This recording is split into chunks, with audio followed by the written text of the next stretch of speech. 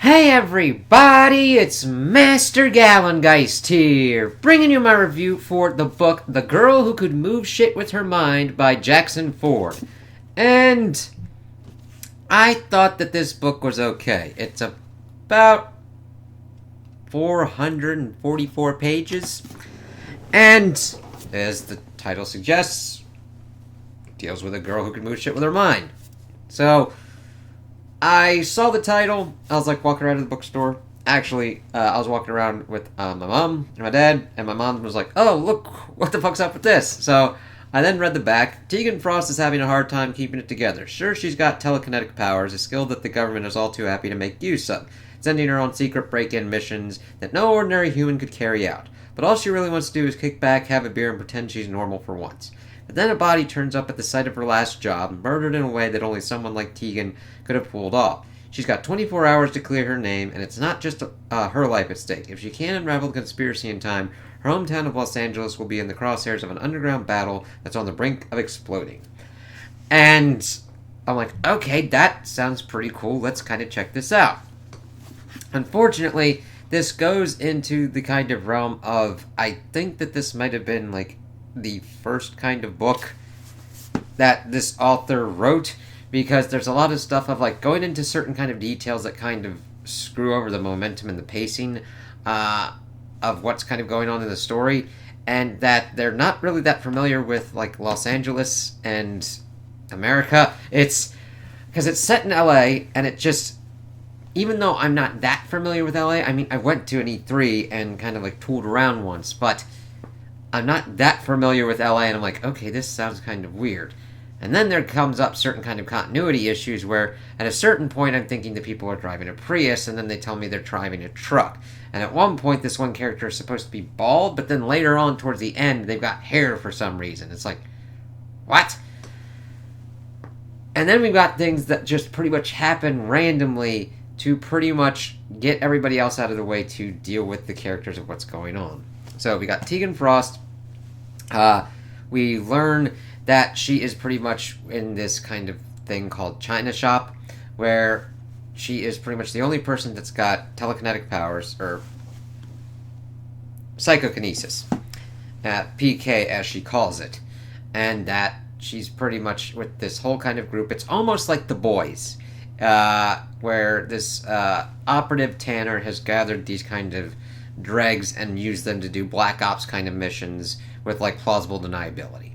And that sounds better than what kind of goes on, because we've got Paul, Reggie, Carlos, Annie as the rest of the kind of team, and Tegan's the only one that's got powers. So we start them off pretty much doing this kind of job where Tegan sees stuff kind of going a little bit nutty-doo-dah, and they're trying to go after this Stephen Chase dude and pretty much get intel on his ass, pretty much bugging his place.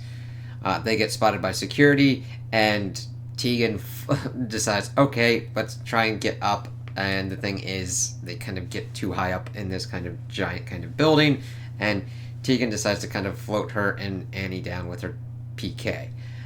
Annie is deathly afraid of heights, and then gets really pissed off, and she is just connected to all of the rest of these kind of like underground gangs, and then gets kidnapped by MS-13.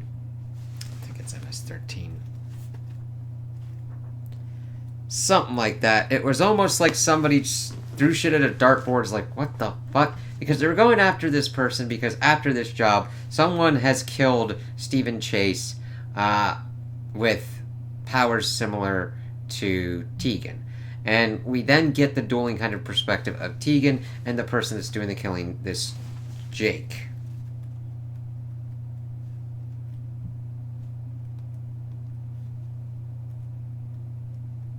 Yeah, Jake. Who, he has telekinetic powers as well, and has been pretty much put onto this path by this Choi dude trying to get information on his mother. And we find out that Tegan Frost was pretty much made by her parents doing experiments to try and make soldiers that could stop, super soldiers that could stop a war before it starts. It's like, okay, I want you to find a pretty much point in any point of history, and anybody that does that usually leads to this kind of like crazy ass shit. It's like, okay. So we see them having their kind of competing powers, and the thing is, Tegan's not as strong until she starts forcing herself into kind of crazier kind of situations with stress, and Jake pretty much has done the same thing at a certain kind of point. It's like, alright, and their battle at the end is alright, but it's just not given the focus that it really kind of needs, and we've taken a lot of time to kind of get there. I mean, a lot of this stuff probably could have, like, been cut down. Like, I know 400 pages seems like a lot, but it's not a lot when you really kind of put it in perspective of other kind of books. And me being like, you could even cut it down a little bit more to be like 200 pages to actually really have momentum and pacing going forward. Because even though they have like 24 hours, Tegan almost gets kidnapped by some weird ass dudes after trying to hook up with one of her like homeless contacts, which then pops up randomly at the end to actually give them the plot demands that we need this information to actually move the shit forward. And that's the thing. When you're writing a story, sure, the plot may demand certain kind of things at a certain point, but it's how you kind of dress that up. Do you do it in character motivations? Do you do it as a consequence of something kind of popping up? When you're kind of reading it and you can kind of see the bare bone structure of like the plot needs this to happen to actually get some momentum forward, that's when you kind of get some kind of trouble popping up. It's like, ugh. So then she then hooks up with the China shop, and because everything's going nuts, they get implicated in the murder as well. Reggie is like almost a quadriplegic because of a helicopter crash, and she's like the resident techie. Annie's of course their tech. Paul is just a weird dude with an old cell phone, to be honest with you.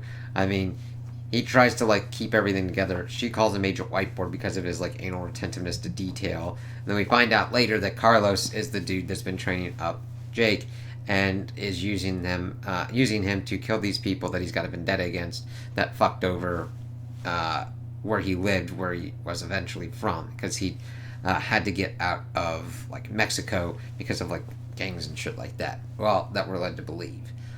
But it's kind of teased that he's left for dead, but then that they didn't find a body. We've got the wildfires going on, but like there's wildfires kind of going on in LA right now, which fucking sucks. And it's just like, okay, because that becomes a plot point, because she fights Jake in this house as he's trying to kill this one dude, and he's waiting forever. That's a really big kind of problem, that dude is just sitting in a house and just essentially just giving us info dumps and flashbacks for him, and it's just really not that interesting, even with the flashbacks. I mean,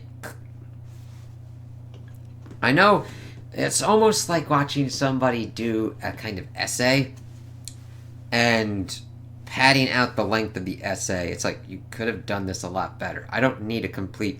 Like, it's trying to figure out what details to convey and what's important. It's kind of like the Wheel of Time, when it's like, I don't need to know about the embroidery of the dresses, or how plump they are, or how many spankings and, like, braid pullings are going on. Get me the good kind of meat detail-wise, which goes into pretty much my preferences for certain kind of authors. Sure, I like attention to detail. I like going into and drawing me in the world.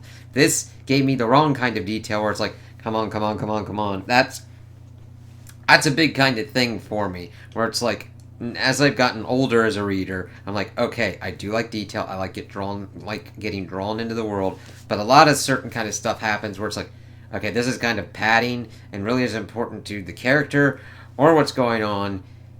We could have just shortened this to get what is the important part that you are attempting to convey to me here.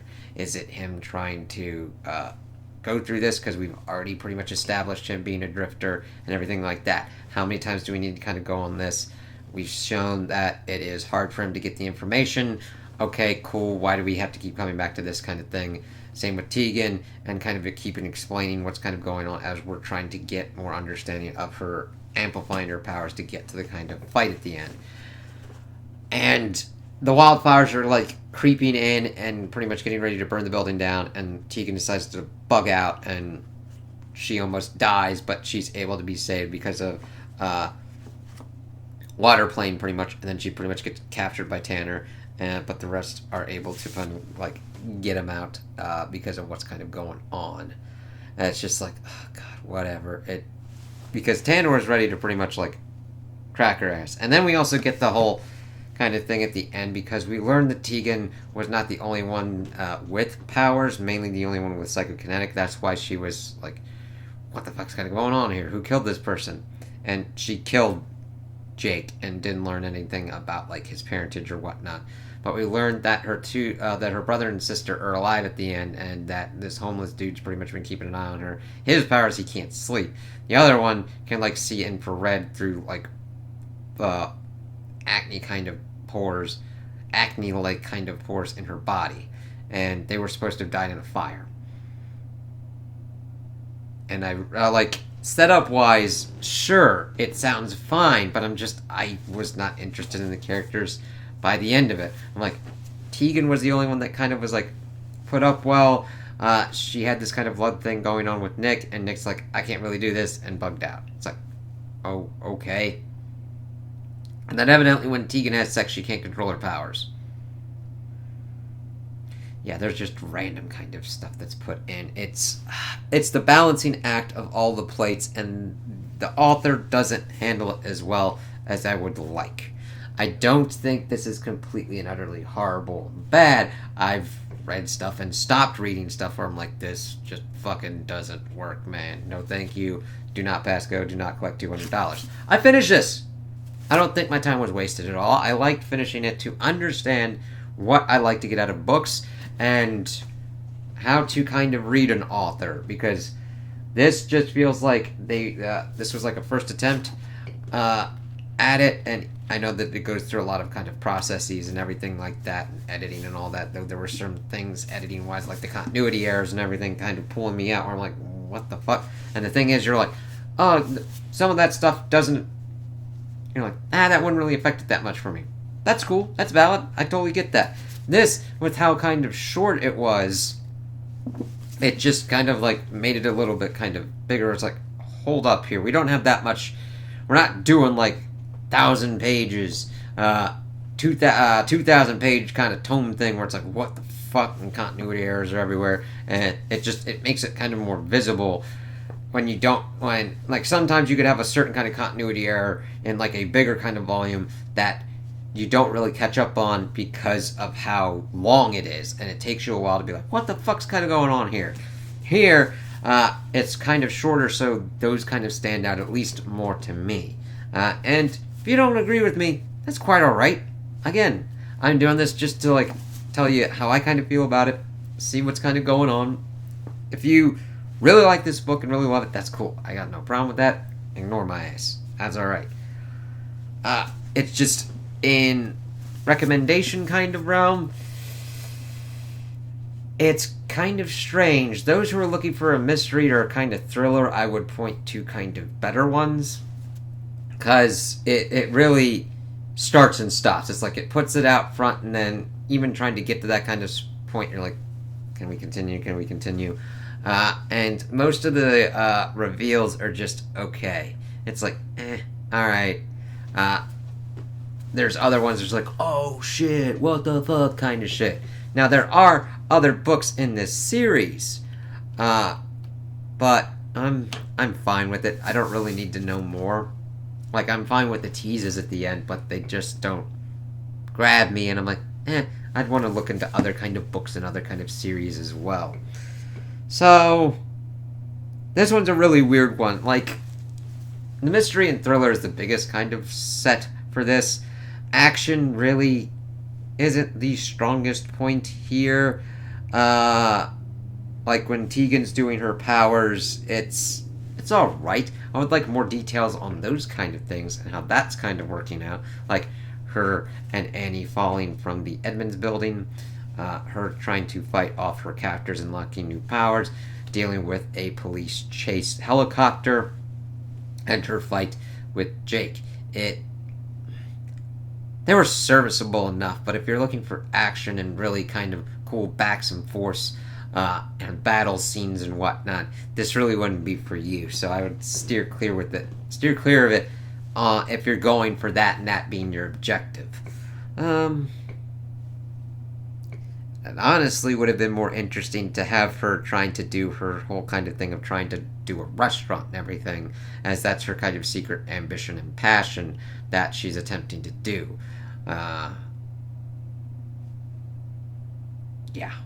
That's kind of weird when you got like this secret black ops kind of government thing, kind of in the vein of The Boys, and it's just that's the more kind of interesting kind of stuff for me. It's like, so those are my opinions on the book. Tell me what you guys think in the comments below.